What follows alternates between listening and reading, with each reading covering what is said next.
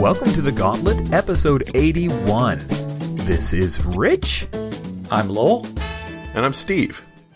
Hey, everybody. Jason is unable to join us. He is swamped with work with the holidays coming up. He's trying to take care of some business that is not Gauntlet podcast related, so we will soldier on. 3 exciting games here to talk about. We're going to lead off with Lowell, Coriolis. Is that how you say it? That's how I've been saying it, so that's what we're going to go with. All right. Coriolis is another game from Free League Publishing. They're the ones that did Mutant Year Zero and GenLab Alpha. And it's a Kickstarter they did earlier this year. And they've been turning around really fast because essentially they had it in Swedish and they're translating it now over to English. I ran 2 sessions of it for the TGIT Gauntlet Hangouts. I had backed it originally and they gave you a quick start, a really nice one, very complete to play from. And so I ran from that. It uses a lot of the Mutant Year Zero mechanics, which I quite like. So I want you to imagine that the complexity is probably close to something like Savage Worlds level. Okay, that's not bad. That's not bad. Yeah. Imagine if Savage Worlds had learned some lessons from PBTA. There's some really interesting shifts in this game to add on things. You can see when they say the GM can never say nothing happens if you fail a roll. That's like one of the rules in the game. So you can see sort of that come out. It's Arabian Nights in space, very Arabesque presentation of the universe. Fading Suns does sort of high medieval. This is doing something different with that. Not quite Dune, because Dune goes really to the fantastic edge. It's something a little more restrained.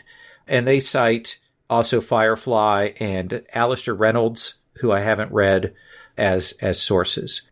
And so I ran it, had a great group, had a good time. So it's a great quick start. It's got a little bit of background. It's got all the rules you need. It's got a solid adventure that's good. It's also got an interesting twist that happens midway through the adventure. Actually, Aloy had mentioned in the sort of Roses and Thorns after the session, he thought it felt very cliche, fun cliche, but cliche after the first session. And then when we got to the second session, some things happened and he was like, oh, okay, that changes everything. Oh, that's cool. Nice. Yeah, so I felt very good about that. It's a really good adaptation of the Mutant Year Zero mechanics, which I quite like, but which are kind of punishing and deadly. They pull back on that, but it's still really fun. It's got a great push your luck mechanic to it. In combat, when you make a combat roll, you do damage and extra successes you get to spend on extra stuff, like from pick list from PBTA, which is fun. You get some choices when you hit, and even when you defend, you can make some choices. So there's some neat stuff there. Got a nice tight skill list. There are 8 basic skills and 8 sort of advanced roll skills. All of these things I like. My favorite thing about it, though, is called the icon prayers, or the prayers to the icon. So in this universe, you've got these different religious sort of icon saint figures, and they actually have a mechanical effect in the play. When you go to make a roll, if you don't like your roll and you're rolling a pool of d6s and you just want to get 1 6, that's all you need, just 1.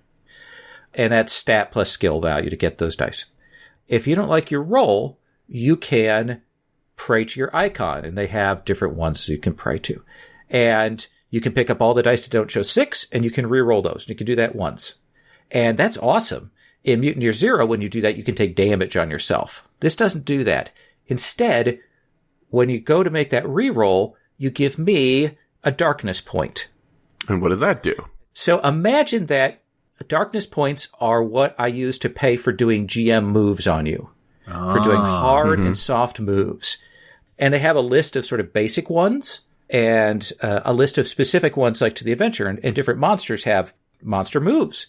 And it worked really well because, of course, when I'm playing online, I'm able to put that counter up on the table and have that number so they can see it. And second session, I realized I could mark it in red, so it was really obvious.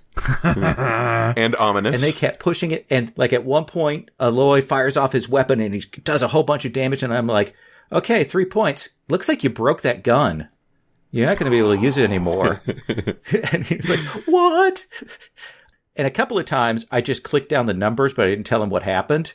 And Fraser freaked out at one point. It was great. His number went down. What's going on? And it was great. I think if I were playing this at the table, I would definitely have that as a visual representation.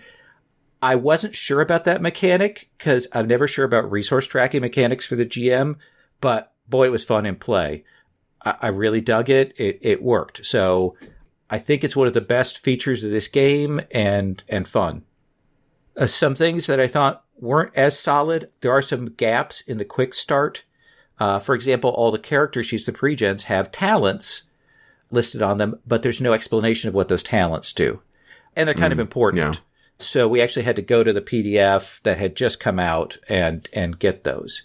And there are a couple of weird adventure details that are left out, like it says, oh, they go to the airlock. Well, there are a bunch of airlocks, and it's kind of important which ones they go to. So where is the adventure set? So I had to really play with that. The other problem with the quick start is that it very much showcases the mechanics of the game. You know, it's a fly up, there's a space station, there's something weird going on. Classic sort of horror sci-fi stuff. It doesn't showcase the setting as much. And I would have liked something that gave me a chance to kind of play a little bit more with that and get some of the flavor. Aloy has read the full rules, and he's very curious about the spaceships rules. He's not sure about those. In Mutant Year Zero, you have your arc, and players get to do projects and build up your arc. This is the home base type of thing?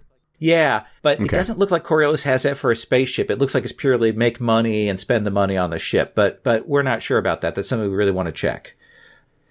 The other thing that I'm not so sure about is I have to read the full product, and I'm a little nervous. I hope it isn't too Orientalist. I hope it isn't, just using all the exotic from the Arabian Nights and, it's all Jinn and stuff. Because my background is Middle Eastern anthropology, and so I'm acutely conscious about that. And I really love the images and design, and I super hope it isn't. And at very least, I hope I can turn it so it isn't that way. But we'll see. The book is going to the printer like at the end of this month, so I think hopefully by the beginning of next year I'll have a full copy of the book. I'm really looking forward to it. One of the things I think is interesting is there's a lot of parallels between it and Fading Suns. In terms of we've got a religion and sci-fi and nobles and merchants and things. And I'm hoping, because I love the idea of Fading Suns, but I hate the system. I'm wondering if I can maybe reskin this, or I can steal some stuff from Fading Suns to with Coriolis. I'm really excited about that. That is super interesting to me. I like Fading Suns as a concept, but I don't love the rule system. So I'd like to see how this develops for you, Lowell, especially since we play every other Monday sometimes, Yes, we do. This sounds like an interesting sort of hybrid game, sort of existing partway between traditional and more narrative rules. It's sort of the same way that I view like Fate and Cortex Plus to be. But I love that the more narrative-y bits come from the vicinity of Powered by the Apocalypse games. That's pretty cool. Yeah. And when you read Mutant Year Zero, you can really see that they've learned some lessons in that. It's a kind of a trad game in some ways. It's very easy to get killed. There's lots of little mechanical bits there, but things are presented like playbooks. There's stuff with buddies and relationships, and you can feel that they've learned those lessons. And that's really cool to see people taking those ideas and reworking them in new ways into other sort of mid-trad genre games. Yeah, very cool. I think they're called Tridendal games. Tridendal, sorry. Ouch. It still hurts. I say that with love, man. I like Tridendal games. Oh, no, I know. That is a portmanteau I can't get behind. That's fine. I'm sure we'll come up with another one. Anything else you wanted to share about Coriolis? No, I'm just very excited about it. Awesome. I'm going to talk about Star Wars World. Now, I'm pretty sure this has been mentioned by Steve during his Star Wars Palooza over the past year. So the short version, Star Wars World, is Drew Medeiros' reskin of Apocalypse World. This is the Omega edition of it, so he has several new things that are going on. Well, at least one significant thing, which was how he changed the XP system Definitely wanted to talk about that real quick because I find it really interesting. The XP system in this it's not unlike Uncharted Worlds. If you guys remember when I talked about Uncharted Worlds, where your playbook has a few things that if this thing takes place in Uncharted Worlds, like if a thing breaks and you're playing the engineer, everyone gets an XP, right?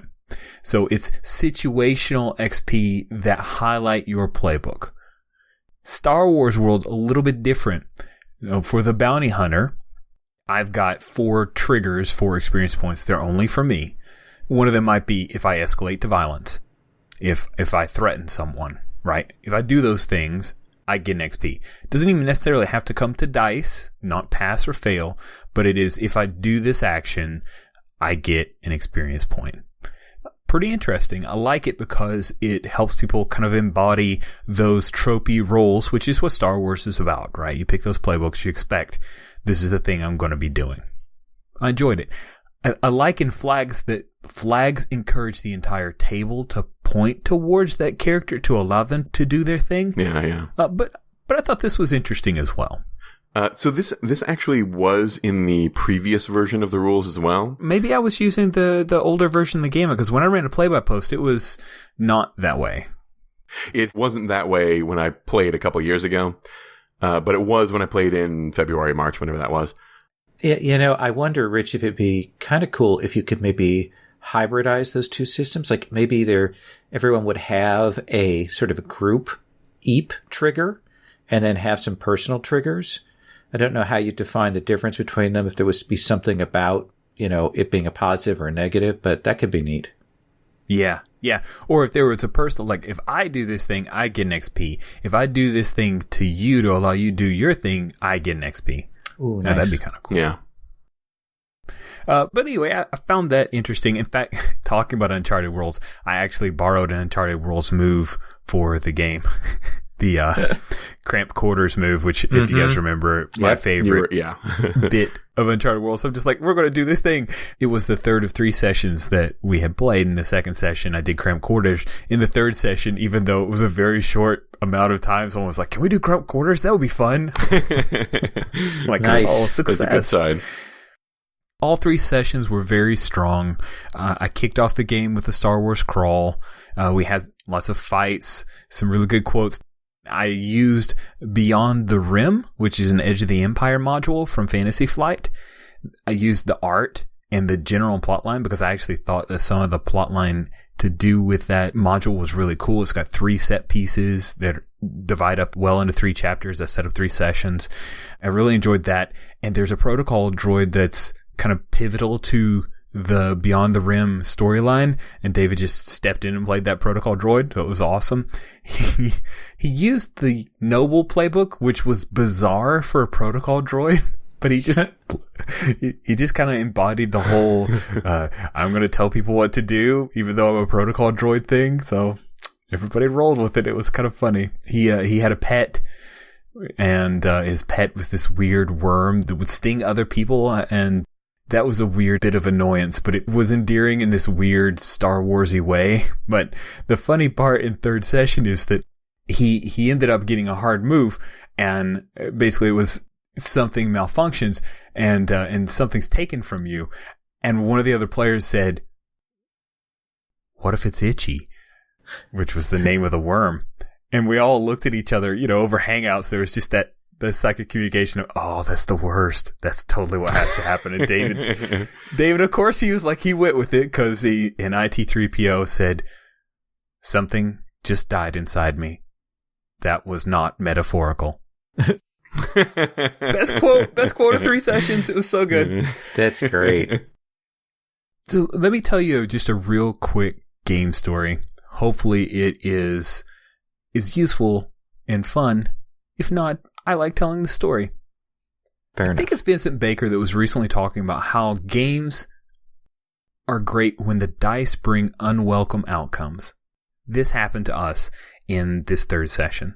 So there was a fight. There was a dog fight between 2 transports that was happening in atmosphere, and one of the players had this infiltration move, and I'm not entirely sure why he thought this was awesome, but it turned out to be incredibly awesome. He wanted to jump out of one transport and dive into the other transport to infiltrate it.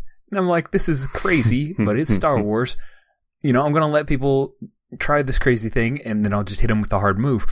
He infiltrates, blows the roll. After getting inside, there's a passel of Rodians that have drawn on him. I'm like, okay, well, this is the thing. Like, he's probably going to get left behind. I even mentioned him. Hey, the trooper just took out the hyperdrive of the Night Flyer, which is chasing you right now. Took out their hyperdrive. You guys are trying to get the heck off of this planet. If you go there, there's no guarantee you're going to get back, right? You tell them the consequence, and ask. And he wanted to do it. So I'm like, cool, awesome. We're doing this thing. Jumps in, surrounded by Rodians on the Night Flyer ship. Other player characters playing a bounty hunter. He's got a move that allows him, it's the gunlugger move, because this is a reskin. There are a lot of moves you see from Apocalypse World. He can jump in, he can show up when violence is going to happen. So he goes, I want to trigger this move. I've got a jetpack. I'm like, oh wow, this is getting crazy now. So the bounty hunter comes busted into the ship at the same time as the Rodians are drawing down on his buddy. They get into this crazy dogfight, or a crazy firefight in the middle of the Night Flyer. And I'm like, okay, cool. I get the vibe of what's going on here. We're maybe 45 minutes from done. I get that vibe of what's going to go down, right? Okay, cool. This is going to be a fight. They're going to win. They're going to take over the Night Flyer. This is a thing that's going to happen. This is the vibe that's happening. They get to the cockpit. They throw off a snappy line of dialogue that throws back in the face somebody from 2 sessions ago, some cocky thing that they said to him. It was a great line. And then I'm like, okay, but here's the deal. These Rodians know if you take over this ship, and the thing you're threatening them with is basically death, so they're going to draw down on you. Let's go to dice. And I said, I'll give you a +1 forward situational here. You've got the drop on him. Blows the roll. His buddy says, I'll help him out. Blows the roll. Oh, I'm like, yes. Oh my goodness, this is really unexpected. So it goes from, oh, this is a Pat thing where you guys took it over, and I kind of felt like this is Star Warsy, but I also feel kind of bad, like it's not hard enough. But oh, they DICE just handed it to me. So they go from taking over the ship to Yav Yavar, the Rodian, shooting one of them in the eye. Closing the door to the cockpit, and that passel of Rodians that they'd kind of shot and muscled their way past to get to the cockpit, they're after them. Same time, they've gone out of atmosphere, they're in space, an Imperial cruiser comes out of hyperspace. So they go, bam, here's the Imperial cruiser, and the guys on the ship that were trying to get away, they look at each other, and they're like, we have to leave them behind. We have to go. Oh, that's good. And I tell them, I'm like, what do you do? And they say, we go into hyperspace. Wow. And the Night Flyer can't. And the Imperial cruiser and all these TIE fighters are coming towards them. And that was the end of the session. That was the end of the 3 sessions, guys. Oh, that's good. That's good. It was so Empire Strikes Back. They got to go back to Jabba's palace. Yeah, seriously. And it maybe 15-ish minutes early. As we were done, we went over that moment. I said, okay, this was a third of 3 sessions, guys. Is everybody free on December 17th? I'm like, yes. So we're going to have the 4th of 3 sessions on December 17th to see how things wrap up, that little bit on Jabba's palace and all that good stuff that you talked about. So yeah, that unwelcome outcome, who can script that without making it feel like a railroad? But when the DICE hand that opportunity to you and these series of events just fall in place, that is something that I couldn't count on. You can never count on it. That's what's great about it. But that's the thing about being ready for the game that hands you the opportunities without having to force it. There's no railroad here. There's no plan. There's no plot. There's that loose outline of here are the things that are threats. It's just beautiful. It was really, really fun. I'm sad I missed it. That sounds great. Yeah. Thanks. Awesome. Well, let's move on. Steve, I want to know about this Icebox timeline. What is this thing, man? Okay, so Icebox Timeline is a game in playtest, and it's by Mark Major of 24 Game Poems and Fluffy Bunny Tea Party fame. I've talked about Fluffy Bunny Tea Party before. Oh, yeah. I know you're a fan. Yes. And Icebox Timeline it's about this generation ship that takes off from Earth a few hundred years in the future. And it is basically intended to, seed a specific planet with humanity. And it goes off course not too long into its journey and manages to drift for millennia, like 12,000 years or something like that.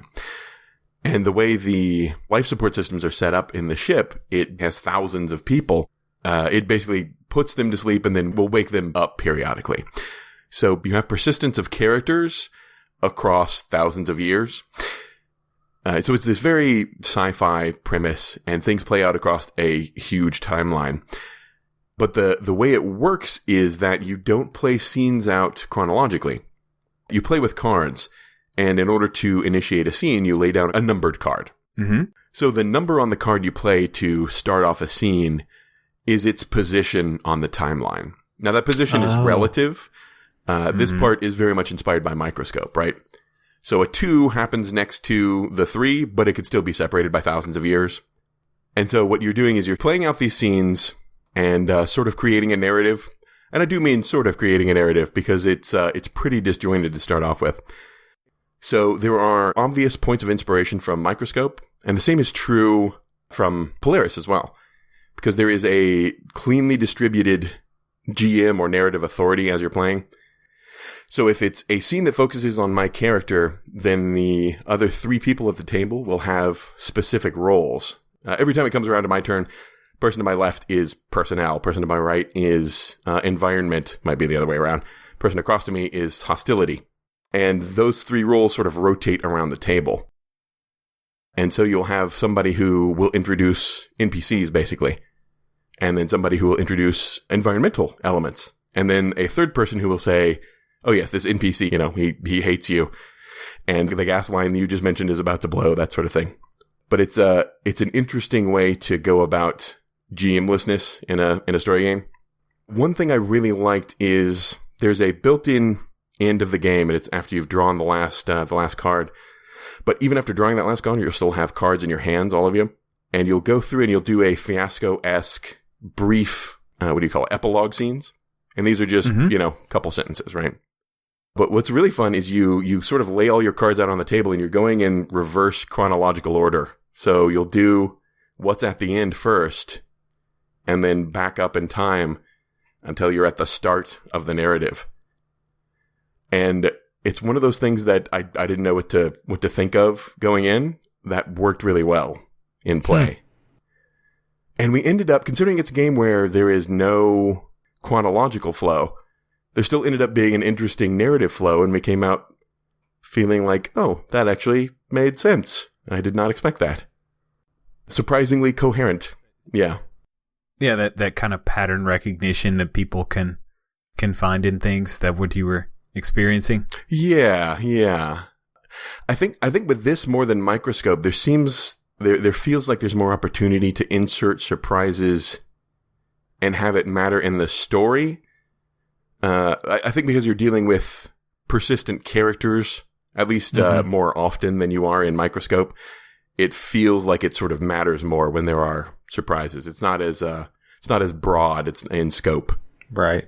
And Makes we sense. ended up having a lot of fun. There are a couple of things that it feels like again, it's still in playtest, but there are a couple of things that feel like either I need to work on them more, or I need to sort of figure out a way to deal with them better.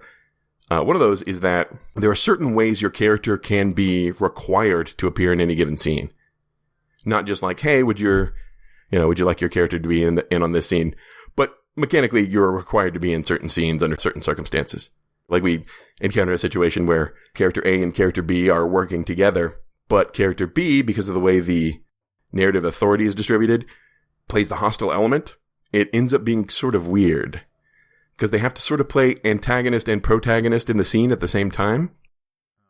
Yeah. That sounds like, does it violate the Sega principle of you're setting up your own conflicts? That sounds not fun. The way around that is, I think, to sort of pursue pretty hard the fact that the antagonism is supposed to be against the character whose scene it is. That's still hard. Wow. Yes. Yeah, because you're sort of allied. We had that in Questlandia. You know, everybody else is supposed to be throwing crap at the person who's in that scene, and yet you also want to bring your characters in. Yeah, that's tough. Right. Providing hostility and antagonism definitely seemed to work much better when that player's character wasn't in the scene, for sure. Also, having a game for precisely 4 players, even more so than Polaris. Polaris is designed for 4, but you could swing it with 3 or 5, and I'm not sure that that's the case with this. It would at least be harder, I think, to do than that. And I understand there's like Downfall, which is aimed precisely at 3 players, and there are 2-player games and whatnot. Still, I wish there was some more leeway. Somebody can't make it this session, we have to switch games now, right? It can be really hard to get to the table sometimes, those specific numbers. Yeah. Overall, though, I had a lot of fun with it. It was an interesting experience, and I want to see what comes of it. Now I'm picturing maybe doing it for like an Alpha Centauri sort of style space colony where you're trying to track back the history, and the idea of persistent characters in that is kind of neat. But I wanted to speak to what you said about Microscope, because I love Microscope. Love it to death. More so than Rich and a lot of other people. And one of the things that was interesting is you're absolutely right about that story thing. What we've done a couple times is we played with very short time periods. And that's interesting. And we played with like a year or a year and a half. And I will tell you, when you do that, even though functionally and mechanically it's the same stuff, mentally you're much more building up a story and focusing on recurring characters, and you get that kind of overall narrative arc like you were talking about. And I think that's interesting when you scale it down, that you do get some of that feeling that gets removed when you push out so far. That's really cool. We've been talking about playing Microscope again soon. I'll have to try that next time. Yeah, go small. Yeah, cool. Neat. Have anything else you want to say about Icebox Timeline? No, that's all. All right. Well, let's take a break and hear Jason talk about our sponsor.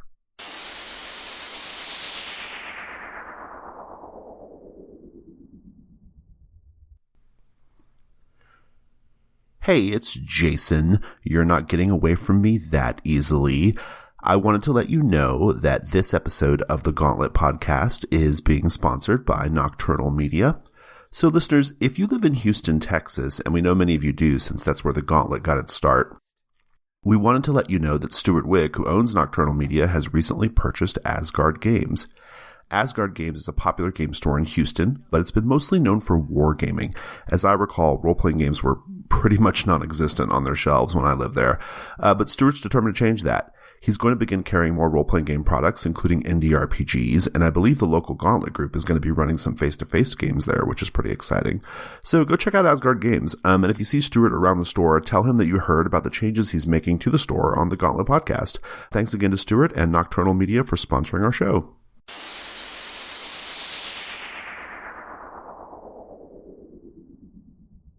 It's giving me life. Steve, what's giving you life? What is giving me life this week is Coincidental Encounters. So the other night, my friend Kevin was picking me up from work, and we were coming to my place, picking up dinner, and we were going to play a game. Kevin had expressed some interest in running something or other, and if he didn't have anything planned, I'd been reading through Icebox Timeline at work and was like, okay, I think we can run this. And so we get to where we're picking dinner up from, and we get into line, and we must have just looked like nerds. Because woman at the counter was like, "Oh, okay, you guys having a game night?" And we're like, "Yes, in fact, we are, yeah." And so she started talking about she mentioned BGG Con, the Board Game Geek convention that they have in Dallas. Oh, nice. And I think she said it was ongoing or going on that weekend, something like that. Yep. And I was like, "Oh, okay, she's kind of deep in, yeah, cool." So she goes, "What game are you guys playing?" And I'm like, "Kevin, you got something planned?" He goes, no. Then I'm like, "Okay, yeah, I got a plan B." And she says, "Okay, yeah. Anyway, you guys have fun. Have you heard of Fluffy Bunny Tea Party?" No. And I go, "Yeah." And I knew Mark Major was in town, so I'm like, "Do you know Mark Major?" And she goes, he's my partner. Oh, wow. Well, hey, my plan B is Icebox Timeline, which your man wrote, and we're gonna go play that. She's like, awesome, you have fun. Oh. And and we did. Just a really nice serendipitous encounter. Wow. That is really cool. Yeah. That is really cool. Awesome. Lowell, what is giving you life? So I had a kind of a strange weekend. I had a chance to read a couple of books, which I haven't had that opportunity for a while. And one of the books I read is a collection of interviews by one of my favorite short story writers, Haruki Murakami. And he talked with the conductor, Seiji Ozawa, who conducted the Vienna Philharmonic for a while and the Boston Symphony. And it's just a set of interviews about what it means to be a conductor and talking about classical music. And I love classical music. And I dug it because they talked about like Brahms. Brahms is not my favorite, but they talked about it in such a way that I kind of went then and was listening to things over the weekend. And it was sort of fun to see them talk about the craft. And there was one interesting point where the Ozawa was talking about when he gets a score, like a conductor score. Of course, it has all the parts. And that's what he does is he reads those and he puts it all together in his head. He can see all the bits and pieces going. And it occurred to me that that's kind of like how a GM reads a game book or a module. That when I go and read that, I'm obviously getting the rules and stuff, but I'm also going, okay, what is this going to look like at the table? What am I going to do with this? How does this sound? What is this going to mean for play? What do they need to know? And I thought it was a really cool parallel about how we read things for purpose or read things for craft. So it was fun. A neat book. It's cool. Called Absolutely on Music. Nice. Very cool. What is giving me life is that we have just released a new podcast feed. It should be up on iTunes by the time this episode comes out. It is similar to some things that we have done as part of Gauntlet Podcast, not Gauntlet Prime, but it is altogether different. Hopefully you've already heard about it, but if you haven't, let me tell you about it. It's called Comic Strip AP.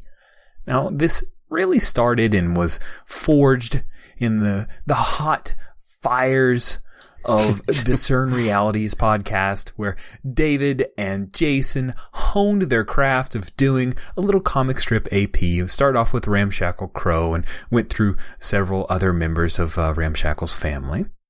And then in Plus One Forward, the podcast powered by the Apocalypse, there's always a little bit of AP, but it's all entirely different from Plus One Forward in that that's more of a little demo of the game in question for that particular episode. Comic Strip AP is something altogether new. It is, I think of it as an anthology. It is a series of comic strip length APs with a wide cast. Right now we have 3 different stories that are 2 are on the feed as of this recording. The 3rd one should be up this week. And there are others that are in the hopper being developed. Each episode is between 8 to 15 minutes long. They're all bite-sized. And ooh, that's good. Yeah. It's nice because here's the thing. Not all of these may seem like they're your bag. I have a very small bag, as the Intercontinental Group of Awesome has made the joke.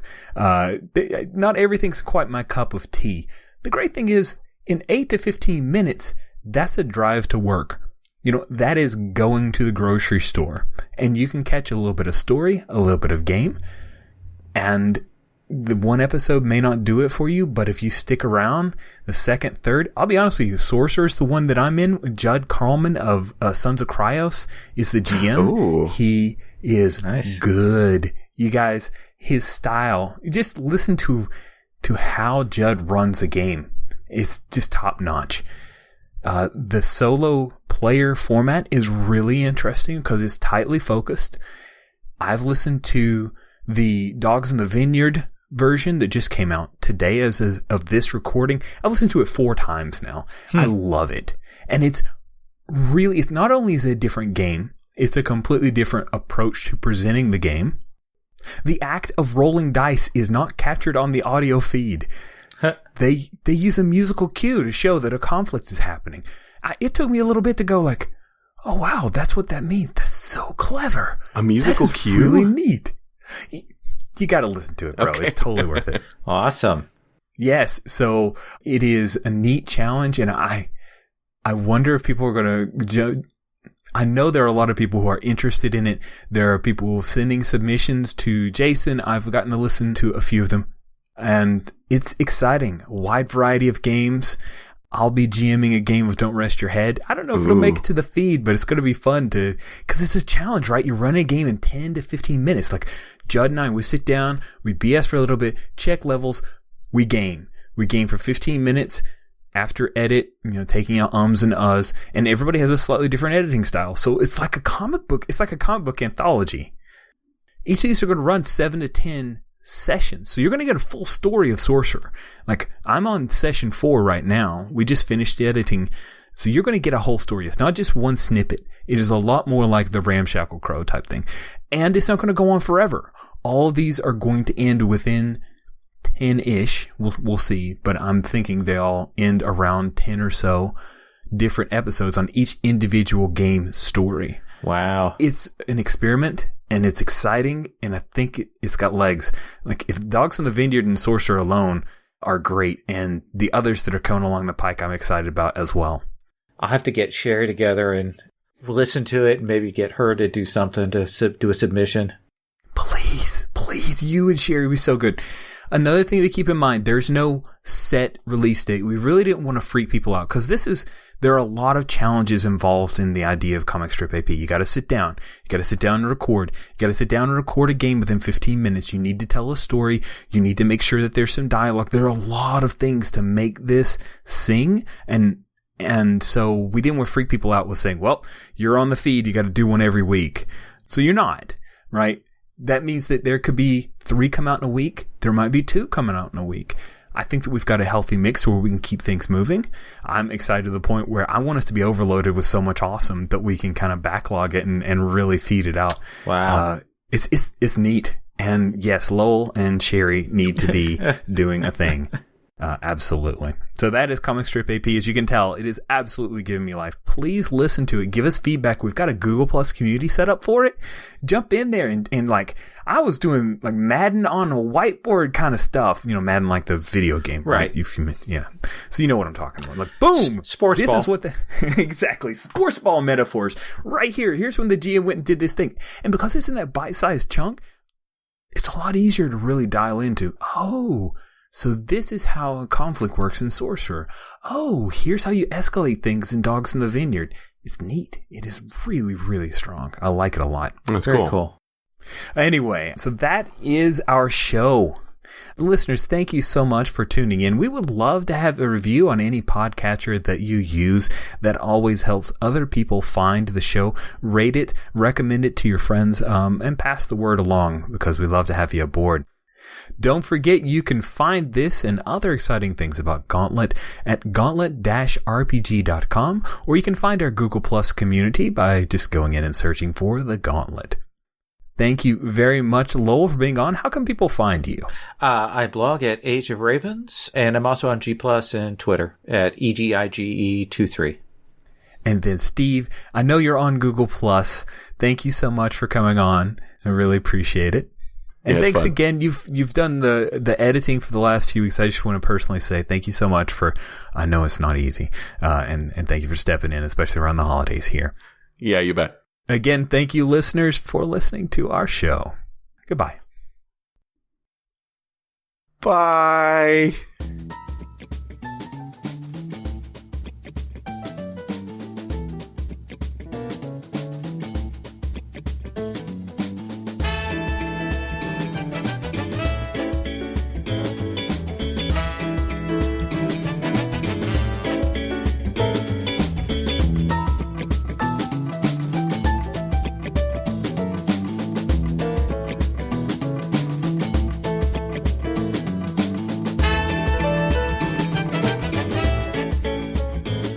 I didn't know it was going to be an anthology, actually. And didn't Judge Carlman